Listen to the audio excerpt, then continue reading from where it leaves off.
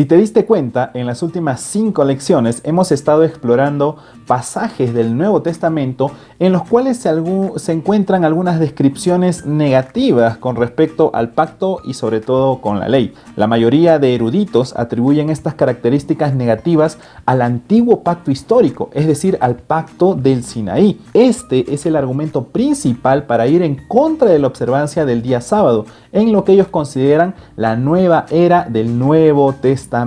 Sin embargo, esta interpretación choca con la enseñanza bíblica de que el pacto del Sinaí y el nuevo pacto histórico comparten el mismo ADN espiritual y sobre todo el mismo evangelio. Bienvenidos al comentario de la lección número 11, titulada Lo obsoleto y lo vigente del pacto.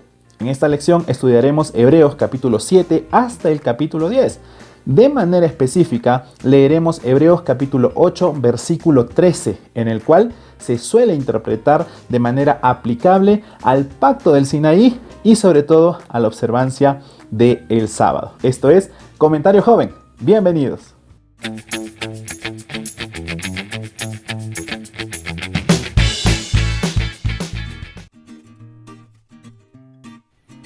Este es el pacto que después de que el tiempo haré con la casa de Israel, dice el Señor. Pondré mis leyes en su mente y las escribiré en su corazón. Yo seré su Dios y ellos serán mi pueblo. En la sección Escribe tenemos que leer el libro de Hebreos capítulo 18 desde el versículo 1 hasta el versículo 13. También puedes leerlo desde el versículo 7 hasta el versículo 13.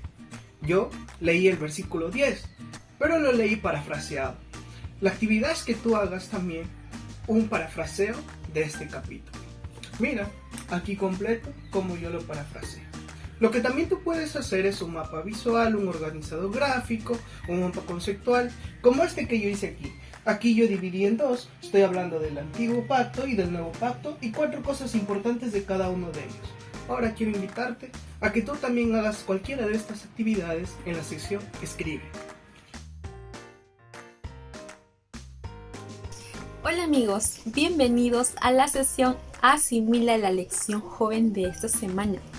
Hoy estudiamos lo obsoleto del pacto. Muchos comentaristas, la mayor parte de ellos, señalan que el capítulo 7 al 10 del libro de Hebreos se enfatiza principalmente en los pactos históricos, tanto el antiguo como en el nuevo, pero concluyen que este último hace que todo el pacto del Sinaí sea obsoleto. Pero Hebreos 7:12 indica de manera clara que es necesario que haya un cambio en la ley y que el sistema sacerdotal del Antiguo Testamento representa todo el sistema del ritual del pacto sinaico. Y de las 18 demostraciones que encontramos entre estos capítulos del 7 al 10 del libro de Hebreos, mencionaremos algunas para poder distinguir ambos pactos. En el antiguo pacto, el sistema sacerdotal del Antiguo Testamento está basado en la genealogía humana, hombres mortales, imperfectos, débiles, y el sistema no podía hacer nada sobre ello. En el nuevo pacto, tenemos un gran sumo sacerdote, que es Jesús, Hijo de Dios, inocente, puro, santo, sin mancha alguna, y que puede salvarnos perpetuamente del pecado si nos acercamos a Él, si nos acercamos a Dios. Otra de las comparaciones que podemos encontrar en el libro de Hebreos, de los capítulos 7 al 10, es que en el antiguo pacto el sacerdote oficiaba en un santuario terrenal, hecho por hombre, copia y sombra de lo que hay arriba en el cielo, que es el verdadero santuario. En el nuevo pacto, Cristo oficia como sacerdote en aquel tabernáculo hecho por el Señor y no por hombre. Durante el estudio de esta lección y de estos pasajes encontrarás más demostraciones y diferencias acerca de sacerdocio, rituales y sacrificio de estos pactos, antiguo y nuevo. Te invito a que puedas disfrutar de este estudio y que puedas anotar todo aquello que te ha impactado.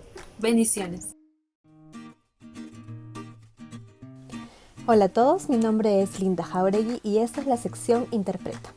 Probablemente ya hayas notado que el pasaje clave de esta lección es casi idéntico al de la lección 2, pero con un cambio muy importante.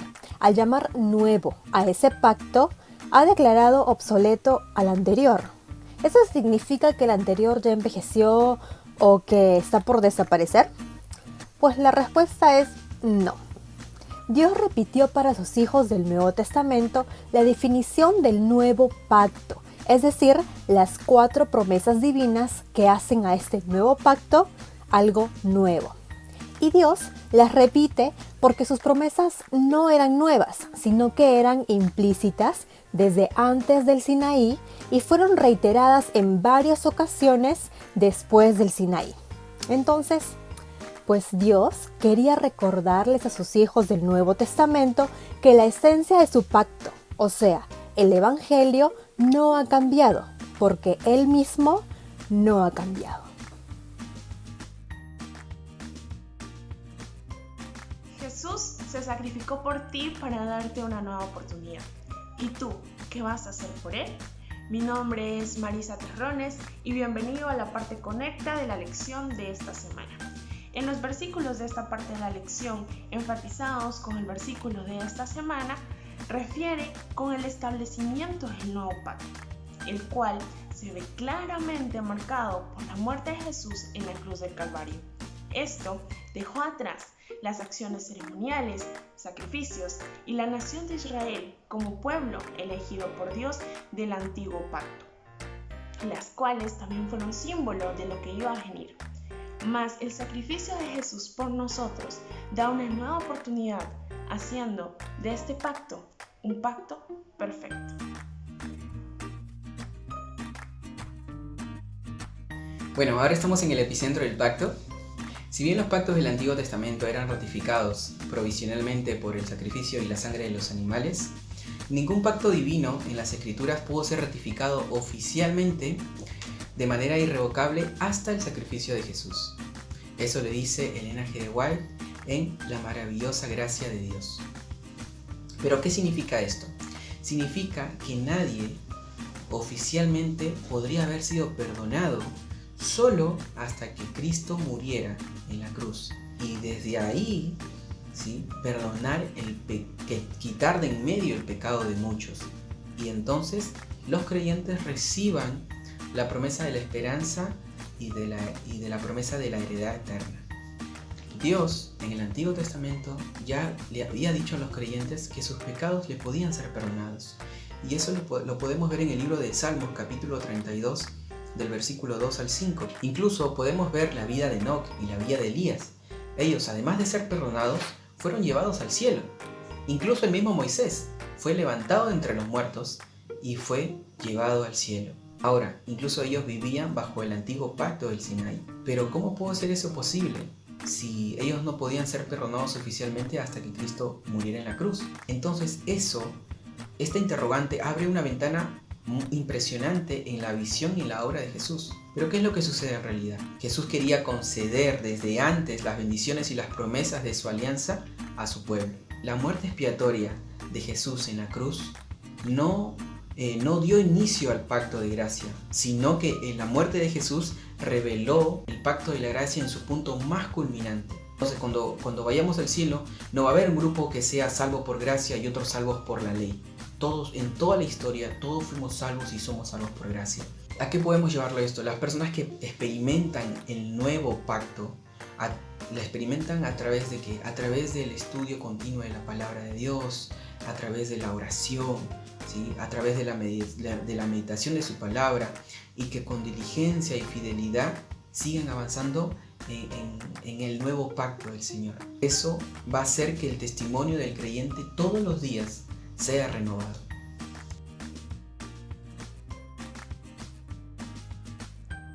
Bienvenido a la sección Aplica titulada Sellados para siempre. La salvación de la raza humana ha sido siempre el propósito de los concilios del cielo. El pacto de la misericordia fue establecido antes de la fundación de la tierra, una eternidad pasada. Es por esto que se le llama el pacto eterno. Y este pacto fue sellado con el sacrificio que hizo Jesús en la cruz, al derramar su sangre por cada uno de nosotros.